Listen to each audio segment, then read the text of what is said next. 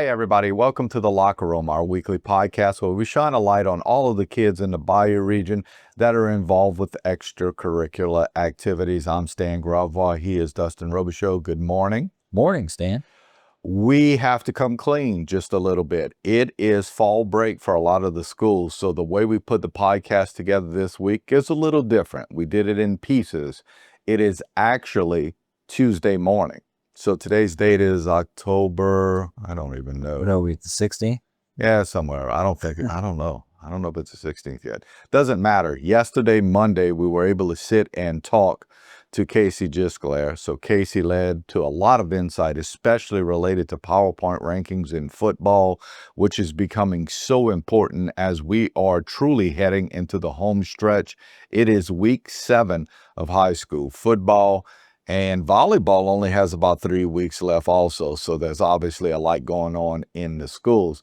But that being said, along with you having a wife who is in the school system, you were out yesterday as it was spring break for her. Yes, fall break. Yep. Fall break. I'm sorry. Boy, I'm my way off. Jumping ahead just a little bit. That being said, she's a teacher over at Hornbill, so it was nice of you to have that day off yesterday. But I do have to know, you're always letting me know what the significance of a certain date is. Yes. So well, do you have one for today, I do have one for today, Tuesday, October 14th. I just checked the date. Okay. I was a couple of days off there, but today is National Real Sugar Day. Wow. So it's a day to sort of recognize the people who are involved in producing and growing and putting real sugar out there on the tables. Well, that certainly hits home. Right. My father, a sugarcane farmer, his entire family in the sugarcane farming business, and my 2 brothers to do that. I have to send them a little note today. Yes, National Real Sugar Day. National Real Sugar Day. They'll love that too, because in the last probably 50 years, we have so many substitute sugars. Exactly. They're not crazy about that Yes. a lot. Well, I think that's part of the reason why the day became a thing, because there's so many sugar substitutes out there, and there's sort of this negative connotation with real sugar. But in actuality, it is still probably the most healthy way to consume sweetness, Yes, within reason. Within reason, of course. Within yes. reason. Everything in moderation. For sure. No, didn't know that. That's cool. I'll be sending them a note a little bit later today. As I mentioned, it is week 7 of high school football, so the PowerPoint rankings matter now. As a matter of fact, you start to solidify where you're at. If you're in the top, say, 20 out of 28 in your particular bracket, or maybe 24 in your bracket, depends on if you play select or non-select, you're going to be in, right? So we know a lot of teams that are probably in, but we don't know if they'll be home or away. We also know a lot of teams that are going to be out, quite honestly. And Casey is going to certainly lend to a lot of what he believes is going to happen along that. And we love to talk to Casey about those things. Also, when it pertains to volleyball, there's a lot of volleyball left, so there's a lot of sort of wiggle room to get in and get out related to volleyball. So we'll keep you up to date with that also. Want to remind you folks, too, every Tuesday over at Sports on the Bayou for HTV, we highlight a school. As a matter of fact, today being Tuesday morning, we'll be there at noon today, and we're going to highlight Central Lafourche High School. So we do hope that if you have the opportunity, tune in to HTV on Tuesday nights at about 7 o'clock. That's Sports on the Bayou. And although the pundits Mike Detillier and Bobby Hebert and Rich Marty will talk a lot about the Saints and LSU, we certainly on that show do want to cast a light on what our local schools are doing. So again, today is Central Lafourche Day. We hope that you could tune in for that if you have the opportunity. But as I said, we had a nice talk with Casey Gisclair. He talks about PowerPoint rankings and how much they matter. Let's get to Casey. As I mentioned, so happy to have Casey Gisclair with us. Of course, Casey with Bayou Sports. Do you do anything with the Gazette anymore? I know you're always affiliated with those guys. Talk about all of the sort of hats you have to wear. There's a bunch of them. Obviously co-owner of Bayou Sports. Everything going well there. I am still also the editor of the Lafourche Gazette. We put out, some sports content there. Co-host of Play-by-Play on Coastal Broadcasting, voice of the Tarpons on Coastal Broadcasting, and now also voice of the Colonels on ESPN+. So, yeah, like going on. That's awesome. That is very awesome.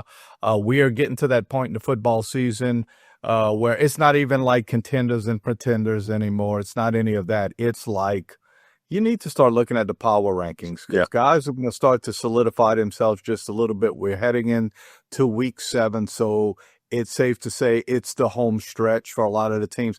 I would love to sit here and talk about district standings because I grew up in an era where that was so huge. You wanted to win your district. You were so proud because we're all from the same region, and you. But the truth is, it doesn't mean what it used to mean. All that being said, if you're going to make the playoffs, you have to sort of be in the top portion of the bracket at this point with a schedule that's manageable. Yep. Manageable, excuse me.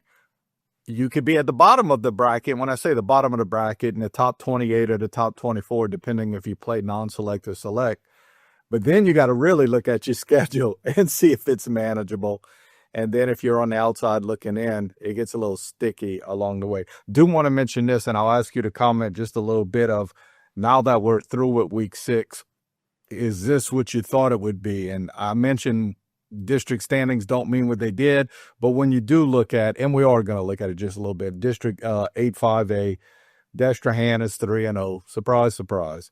Hornville 2-1, and a pretty strong team. Thibodaux 2-1, had a tough one against Hornville this past week, and Terrebonne at 1-1. Is it safe to say if there's going to be a team that's going to win that, it's going to be one of those 4?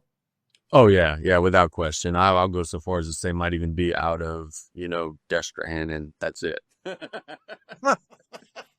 I was about to say, where is he going to go with this next one? God, it's just every year we get a little optimistic about making some ground up, and then we saw Terrebonne early on and thought, wow.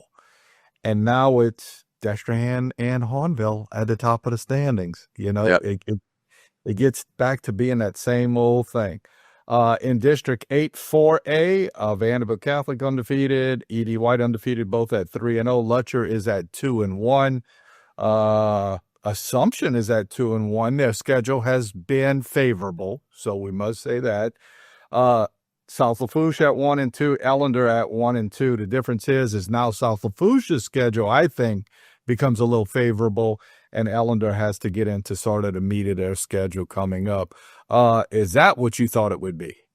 I think in the 4A district is going to come down to week 10. E.D. White and Vanderbilt, I think they're both going to be undefeated heading into that matchup, and it's going to come down to that. It is a little bit surprising that maybe our Bayou teams kind of caught Lutcher by the tail a little bit. They've usually been the lead dog, but I think it's going to come down to week 10, that Holy War matchup between E.D. White and Vanderbilt.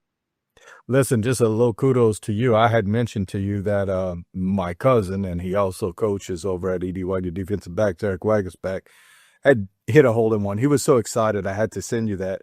But that being said, I spoke with him this weekend. They're a little leery of Lutcher. He usually is confident in games that he knows they are matched up well. This one bothers him a little bit. And I think the 9th grade kid at quarterback for Lutcher is starting to gain some ground and understand how the game is played, and they tell me he's going to be fantastic. I haven't seen the kid play yet.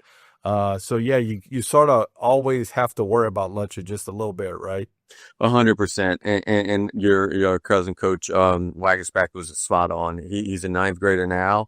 And look, he's going to be a 9th grader all year, but he's very rapidly maturing. And if you're a 9th grader starting on a program like Lutcher under center, they obviously think a whole lot about you. That's one where you better beat him now because you might not be able to beat him when he's in 11th or 12th grade. Agree. Does this surprise you? I mean, Homer Christian is 0-1. They just started their district. They're 1-5. They beat Highland Baptist to open it up. But since then, ready for this? They have been outscored, I think it's 210-6. And I thought there would be a little bit more, I don't know if the word is competitiveness, but something with Homer Christian, but just a little bit of a struggle. It is, they're a little behind the 8 ball. We kind of talked about it at the beginning of the season, how bright days the dark clouds won't last long. Bright days are ahead. Their middle school team's real good, but for varsity, it certainly has been a struggle. And finally, Covenant Christian and Central Catholic. Central Catholic's actually 1-0 in district, and to this point, Covenant Christian has yet to play a district game. But man, Jeanerette has come out of nowhere. They're actually 6-0 and they're really strong. Nobody's been really close to Jeanerette yet. So, is Covenant Christian what you thought they were going to be this year? Well, I don't think that they are what even they thought they were going to be with all the injuries, man. They got so many starters that are out of the lineup, and they're still competitive. Obviously, thend going to be one of the higher end teams, and we'll go over the numbers in just a second. They're going to be at home. They're more than likely going to be, in a really good spot, maybe even to get buys. But they just have lost so many key pieces for a 1A school. And the thing you got to remember, Stan, is that when, Thibodeau High loses a cornerback, they're losing a cornerback. When CCA loses a cornerback, they're losing a cornerback, a receiver, a gunner. They're losing everything. And That's right. 5, 6 of those kids out, it really plugs holes in your boat real quick. And to add to that, I know they lost a defensive end last week. He's a Thibodeau kid who went back to Thibodeau High. So, and he was a starter because the couple of times I've seen CCA this year, he actually played well. But for whatever reason has decided to go back to Thibodeau. Here we go. PowerPoint rankings, what we want to talk about. We're going to start with Division I non-select, which obviously houses some of the biggest schools in the state of Louisiana. And I say some of the biggest schools because a lot of them are playing in Division I select. As a matter of fact, some of the biggest ones have played in Division I select. But that being said, we have a lot of Bayou Region schools, including South Lafourche, who is playing in there. Thank you for correcting me earlier in the year. I thought this was the year South Lafourche was going to get a fair shake and play where they were supposed to play, but they have to do it one more year, right? Correct. The final year. Yeah, here we go. Terrebonne is our local school who is seated the highest. They are at number 7 right now. They've dropped a little bit, obviously, but being at number 7 is nothing to sneeze at. And listen, you lost to St. Charles Catholic and you lost to Hornville along the way. I imagine Hornville would be sitting there saying, well, how does that happen? Because we beat Terrebonne and we feel like we beat them fairly handily and we're way down here. Terrebonne, in your guesstimation, going to be at home? Yeah. Barring something crazy happening down the stretch, Terrebonne's going to catch some fire here in the next couple of weeks. Schedule lightens up.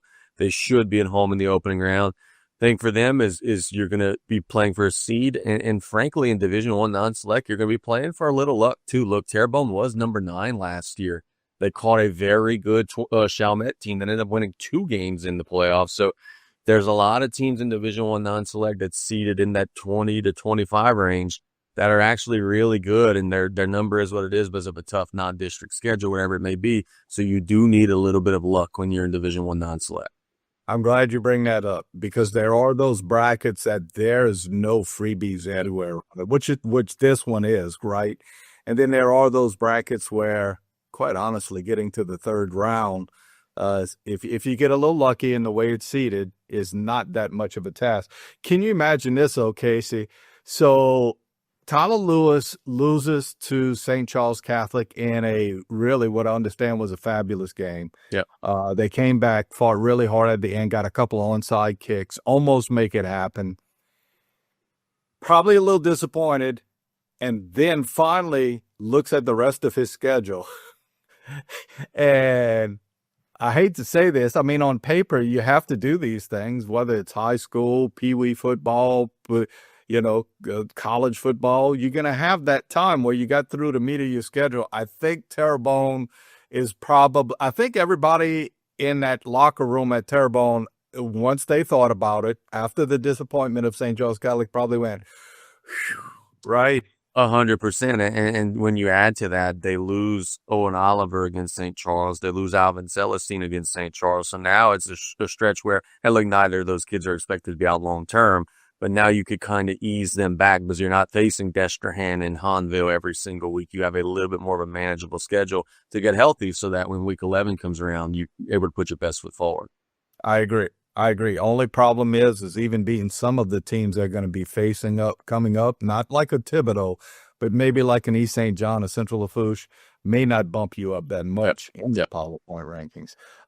Let's look at the other schools. At number 14, it's Hornville. We don't talk too much about Hornville. At number 15 is Thibodeau High School. I saw where you had sort of talked to Coach Loel Narcisse, and he said, we're going to bounce back, and I think they will. They were in that game for the longest time. And as much as there were, I don't like to get into all of this, but I'm going to go ahead and say it. There was some suspect calls around Bayou Region this past week, right? They had a few at that Hornville game too. Oh yeah, no, they were the recipient of a bad hand on one of those plays, and that was in no world is that targeting on that one play that was shared. No, and listen, just for folks who don't realize it, Thibodeau had intercepted the ball, had a pretty good return on the interception. You talk about mojo in your favor. You talk about making a statement. You talking about getting your offense on the field after you had started off pretty well. There are those key penalties, and then there are those penalties. They all are important, but this was one of those that was super important, right? Yeah, 100%. And look, they fought through it. They ended up finishing the game strong, and I think they'll be okay. Thibodeau has a really good defense, man. It feels like in the area we talk about a lot of the playmakers and the kids scoring touchdowns, but Thibodeau has a really, really good defense. Their offense is still coming around. Robertson at quarterback and, the big weapons on the outside. But the thing with those guys is it's so hard to score on them. You could never get a huge lead. And that was the thing Hombo kept trying to do. Hombo was getting stops. And then they were punting it right back to Thibodeau and it allowed Thibodeau to hang around and have a chance at the end. I agree. Yes. And obviously, Coach Narcisse is doing a good job with Thibodeau. And I think the culture is a big part of that also. Destrehan is sitting at number 16. Destrehan, if you ever said everybody is one of these teams like sort of like a bullet going up, it would probably be Destrehan right now. I mean, look, that's the exact example of needing a little luck. If you catch Destrehan right now in the bracket, there's not 15 teams better than them. That's just bad luck if you draw them. Yeah, Destrehan's almost on the road if it all was open today, right? Can you imagine that? South Lafourche is sitting at number 21. They drop a little bit, but now they get into a manageable part of the schedule where, I think there's some teams they'll be playing coming up soon that still, how do I say this? South Terrebonne. South Terrebonne is struggling. There's no doubt. It's hard to say. But they did get 3 wins early on, so you get a little bit of wins. Ellender's starting to get a little wins. Used to be where everybody at the bottom of that particular district didn't win a pre-district game. But now they're getting some pre-district games under their belt, right? Yeah, 100%. And look, for the Tarpons, they also, like Terrebonne, are catching their easier stretch, so to speak, say that very loosely, at a good time. Meathead Dardar rolls his ankle, missed a lot of the game against Vanderbilt. He's not going to play Friday. He's been fighting, and BJ said, finally, hey, enough's enough. We've got to make sure that he's healed for week 11. So it's very unlikely that he sees the field against Assumption. Very unlikely he sees the field against Ellender. And the following week, you have Morgan City. Look, no disrespect to those 3 teams, but South Lafourche will be favored to win the next 3 games. It'll give them an opportunity to get Dardar back healthy and try to get him ready for the stretch run. I agree. And listen, by no means, and I never have, I enjoy doing this and promoting the kids, but I'm not a journalist that has to ask the tough questions. I'm a softball guy, right? I'm always sort of going to take the viewpoint of the coach. That all being said, it's hard to talk. I feel for Mark Daniels, who is trying to dig out of that hole at Morgan City. Doesn't mean there's any bad coaching or kids who are not giving 110%. I'll even say that related to officiating. I saw that play with Hornville where they called it a target. And I'm thinking in live action, especially with the receiver from Hornville immediately hitting the ground, that defensive back official probably was like, I'm not sure what to do. And I don't want to be the guy who, if this was a targeting, didn't throw a flag when a kid may be hurt with a concussion. So it's tough for everybody involved. I know I'm riding the fence on that, but I think you understand what I'm trying to say, right? Oh, 100%, man. Look, mistakes are made, and here's the thing. Everybody's doing their best. It's easy for us to complain, and I'm fall guilty of it at times, but everybody is doing their best. No one's maliciously making any mistakes out there. Correct. I would agree. And listen, this is for you. This is for all of us in high school football. If we ever found out somebody is egregiously doing this to better their, alma mater or whatever, we'll let them have it. We'll let them have it for sure. Here we go. Let's sticking with Division I. Those are your teams that would be in. I think they're all safely in. Do you see anybody falling out of that? No, not of the ones that you just said. No, I think everybody in that bunch there is safely in. I agree. Do you think that H.L. Bourgeois, East St. John, or Central Lafourche can get in? Can is, Central Lafourche with their schedule, they still have a lot of the river teams, so they can mathematically, realistically, no. I don't think any of those teams are going to get in. That's a great way to verbalize it, because I was about to say no, but you're right. The probability is not high for those teams. Let's look at Division II non-select. And Division II non-select, our closest team, and they're really not in the Bayou region. They're a river team. That's Lutcher. Lutcher's sitting at number 10. They'll be in. Yeah. With Lutcher, it's just a matter if it's going to be at home or not, I think. But then let's go down to South Terrebonne. I got to tell you, South Terrebonne's at 19, and I see South Terrebonne possibly dropping out. They're struggling right now, man. Offensively, they're having a hard time stringing together enough plays to sustain drives, and they've just been putting their defense on the field way too long. Looking at it, you say, I don't know what's exactly left on the schedule for them, but, they lost to an Ellender team that they thought they were better than. So, anybody in the local 4A district right now could potentially give them issues, given that Assumption has beaten, Ellender and whatever it may be. So you're right. The math is not mathing right now, as the kids would say, for South Terrebonne, and they're certainly not going in the right direction. They have to stop the bleeding right away. And that particular bracket, Assumption would be in. Assumption sitting at number 26. If South Terrebonne is your sort of arrow down, Assumption might be your arrow up just a little bit right now, right? Yeah, and look, we talked to Will Broussard on the radio once a week, and he's been open. He said, man, look, we were beat up at the lines of scrimmage. We had a ton of injuries, and they're starting to slowly get a little healthier. I think Will also knows this is not the strongest group that he's had, but he understands that, hey, younger kids, they'll keep fighting, they'll keep getting better, and they are getting healthier. So I do think they'll continue to play some of their better football as the year winds down. Very good. It surprised me how far Ellender even dropped after a win against South Terrebonne. Ellender is sitting at number 33 right now, with Morgan City at 34. And at one point when I thought Ellender, maybe with, a Morgan City win and a South Terrebonne win and possibly an Assumption win could get in. Now I don't think they could get in, and obviously Morgan City would have a tough time getting in, right? Yeah, Ellender, Morgan City not looking good right now. Again, one of those things like in Division I. Yeah, if you get hot and you win a bunch, you're gonna. But realistically, how many more wins are they going to get? All right, we jump to Division II Select, and that's where we have Vanderbilt and E.D. White from the local area. Vanderbilt Catholic is sitting at number 3. E.D. White is sitting at number 10. You mentioned it earlier. They're headed for a showdown in Week 10. You also mentioned this earlier, where there are those brackets where if you're in the top half of it, your first round game is just a tune-up game, right? You're getting ready to move on. It's not like Terrebonne having to play Chalmette last year. Right. Man, I'm looking at this bracket, and I'm not trying to be negative. I don't know what negative's not the word, but at the bottom of this bracket, these are teams that would be in. You ready for this? Kenner Discovery, Patrick Taylor, Frederick Douglass, Estruma, Livingston Collegiate, Abramson, Booker T. Washington, Shreveport, Buckeye. I mean, teams that really strike the fear of God in your heart, right? Teams that both E.D. White and Vanderbilt would running time in the postseason if they got a chance to play them.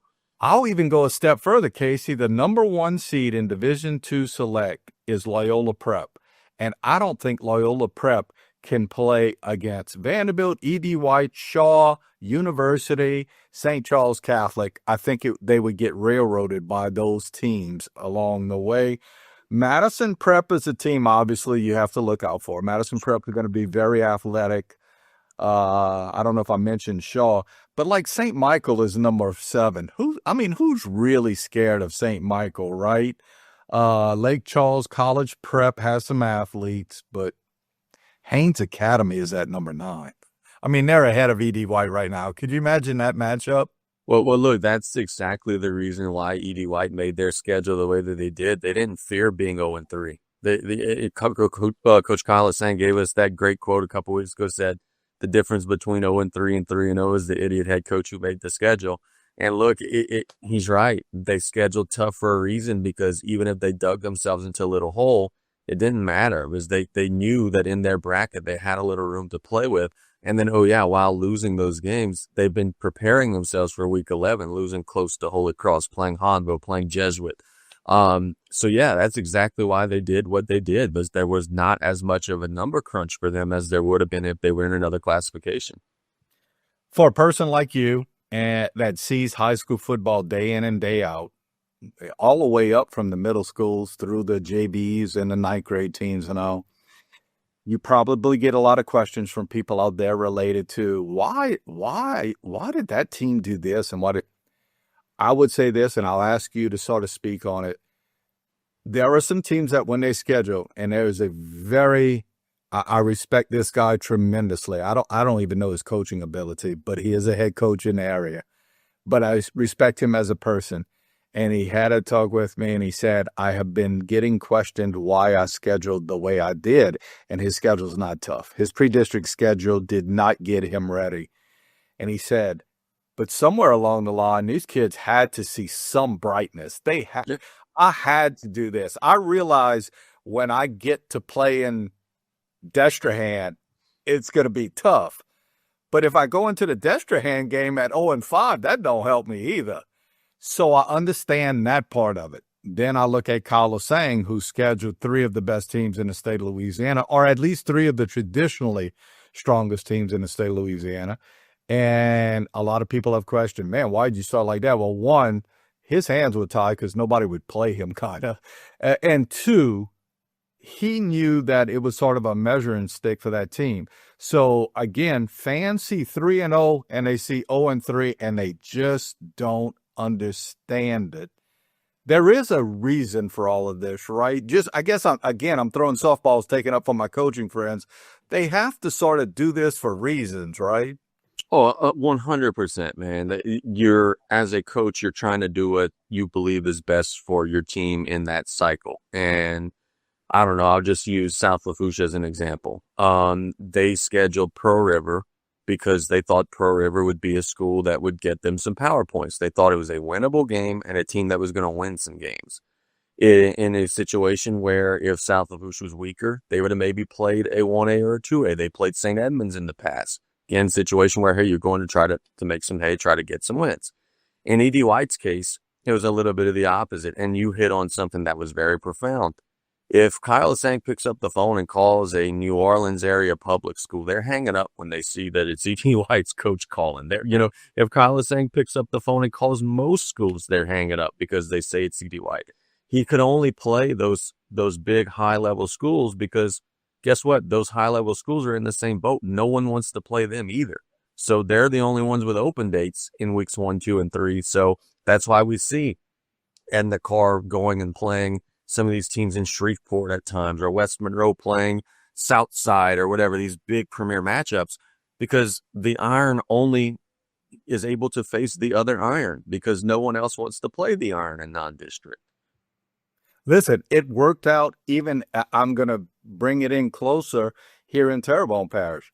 Terrebonne has gotten to the point where Tyler Lewis wants that iron sharpening iron, right? I mean, obviously St. Charles Catholic, St. James, Riverside, and South Terrebonne in the same parish used to, everybody thought, have to play Terrebonne, even though they're not in the same district. There was no bylaw that said you had to. So they talked about it. And it was sort of a mutual agreement. Hey, South Terrebonne, we're going sort of a different way. We're losing a lot of our enrollment. Our school is not what it was. Somebody told me the other day it's down to 750 kids in the school right now. So that being said, they said, it's not good for us to play you, Terrebonne, except for maybe a gate. The gate might be nice.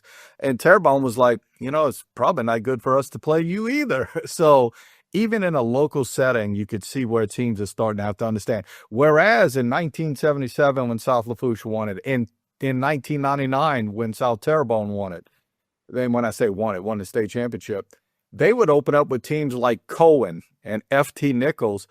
But that was basically preseason games to get ready for a district slate that got you into the playoffs, if that makes any sense, right? It makes perfect sense. And to tie it all back to the beginning of our conversation, that same argument is now being made by coaches in terms of trying to get rid of district play.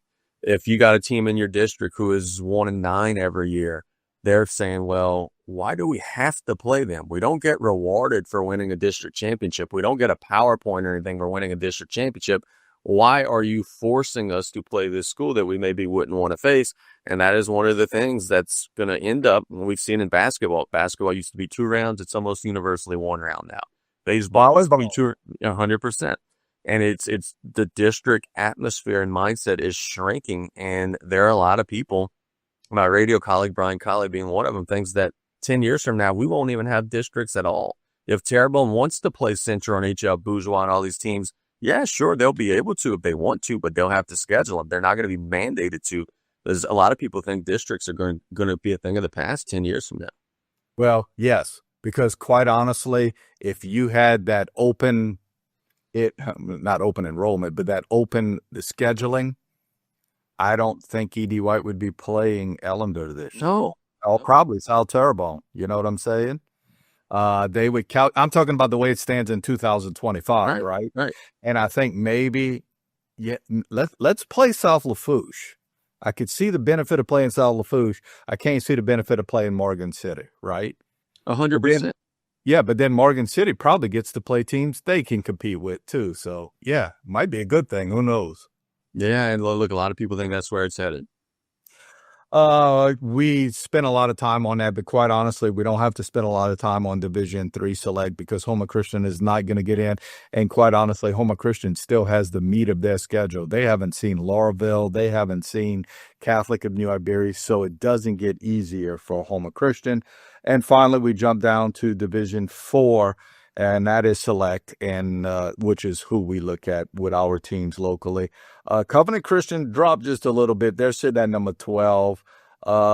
Interestingly, Central Catholic might be a bubble team when it's all said and done, but I do think they're in a manageable situation. Hanson probably going to be on the outside looking in. When you consider Central Catholic and CCA, your thoughts? CCA is going to get in. They're locked. They're playing for at home. So I'll challenge you to tell me if it's going to be at home. I think so. I think that, they're out of the stretch of their schedule that is the most difficult. They're getting a little healthier.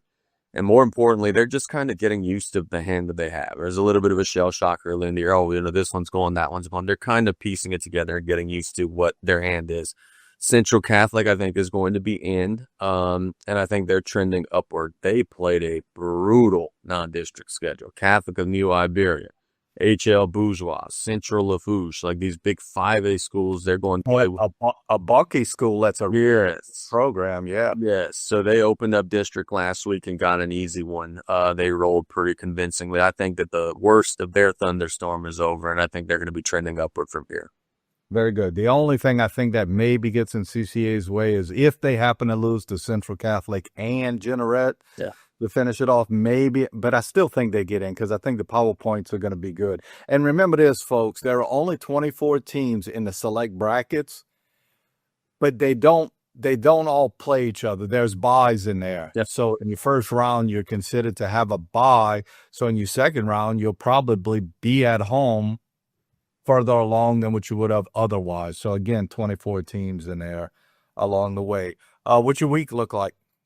Actually, it's kind of a light week, man. We middle school football is shut down because of fall break this week, so we don't have any middle school action, which is going to allow me to spend some time in the volleyball gyms. I got tomorrow South Lafourche and Assumption, which very well may be the district championship in that local Division II district. I'm going to go catch another match on Thursday, and then Friday night we got another triple header on the network. We've got, South Lafourche and Assumption, Thibodaux, and HL Bourgeois, and then I believe Abby is going to, I'm not exactly sure what game she has, but we do have another triple header on the network on Friday. Very good. Very good. I think that's probably HL's last opportunity if they can sneak up on Thibodaux in that particular game. I did mention to you too, even on our end, next Monday is kind of a weird one. We want to support Blue Boot. Blue Boot has their their golf tournament over at Ellendale. And I know Terrebonne General is a partner with Blue Boot and what they do for that. May even see you around that, or at least I know you're very involved with Blue Boot too, and those guys who do that. So we'll talk about that, but we do want to, start talking about the PowerPoint rankings related to volleyball with them having only about 2.5 weeks left. So we'll get caught up with that too. As always, we appreciate all the time you can give us, and we hope to be in contact with you soon, Casey. Can't wait, man. Have a great week. You too. As always, fun to have Casey here, and it was so nice to hear because it sort of sets me straight related to who may get in the playoffs and who won't get in the playoffs. And I think you got a very good picture of that just by following that. Go out and support your high school this weekend. If you just are sitting around on Friday evening and don't have a lot to do, it's nice to go out to one of these high school games and just sort of take in the pageantry. The weather is beautiful. We're getting to that time of the year, so we hope that you do that. Anything important going on this week in your illustrious life? No, I'm good this week. Yeah. That's very good. Very good. Again, Sports on the Bayou at HTV is something that Terrebonne General really supports. Game day Friday mornings on 97.7 FM. We always highlight the high schools there. And when I say we, the group that's there, Hillary Domingue, Bobby Arsenault, and Richard Watkins. So tune into that. Terrebonne General is trying to be there for the student athlete in our area. And as much as we can do to promote all of the good things they're doing, we are going to do. Subscribe and like before I sign off. Don't forget. Yep. And we'll be back with another version of the Locker Room Podcast next Monday.